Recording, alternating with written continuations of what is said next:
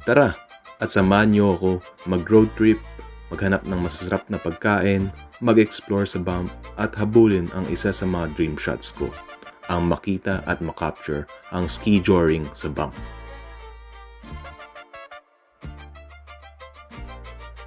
For years may isang larawan na hindi mawawala sa utak ko. A horse running full speed through the snow, mga skiers na makukulay at buwis buhay, at mountains sa likod. Parang eksena sa isang lumang western movie na parang winter edition. At para makita yon, kailangan muna natin dumaan sa isa sa pinakamagandang kalsada sa Canada. Isa sa mga paborito kong parte tuwing pumupunta ako sa Banff ay yung road trip. Kasi dito mo talaga ma-appreciate ang Canadian Rockies. Habang nasa daan ka, parang bawat liko mo may bagong tanawin na naghihintay sa'yo. Parang nasa loob ka ng isang painting. Yung tipong hindi mo kailangan magsalita, titignan mo lang yung bundok, yung mga puno, yung snow, at sapat na. Nakaka-relax lang panoorin habang unti-unti kang palapit sa destination mo. We're finally here in Banff. Walking lang tayo papunta sa downtown kung saan gaganapin yung event.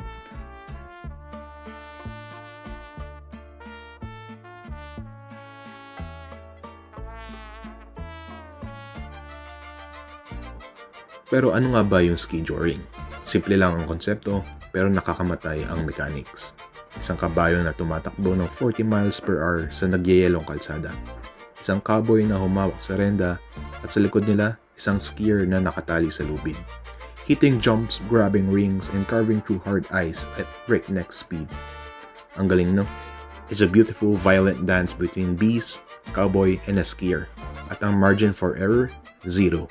Isang maling galaw and you're eating a face full of pack ice and horse manure. Pagdating namin sa downtown, may mga tao na agad. At first glance, napansin ko agad, iba't iba yung suot nila. May mga naka-full winter gear, may mga naka-cowboy hat, boots, denim jacket, at full animal fur attire. Sa Banff, especially during ski joring season, hindi lang ito basta fashion. Parte siya ng history dito sa Western Canada. Mix ng ranching culture at winter sports na pinagsama ng panahon. Habang naglalakad kami, doon ko rin unang nakita yung mga cowboys, sakay ng malalaking kabayo. First time ko rin makita ang ganitong breed ng horses. Ang lalaki nila, makakapal yung balahibo, lalo na sa malamig na panahon. May kanyang-kanyang patterns yung coat nila, parang bawat isa may sariling identity. Ramdam na rin namin yung gutom, so naghanap muna kami ng makakainan.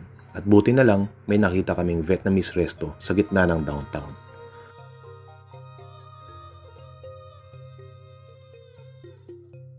Nag-order ako ng isa sa mga favorite kong Vietnamese dishes, which is yung pho. Lagi kong hinahanap-hanap kapag malamig.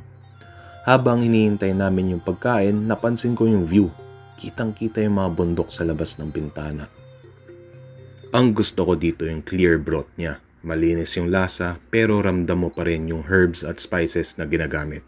Hindi siya overpowering. Sakto lang. Yung sabaw mismo, solid.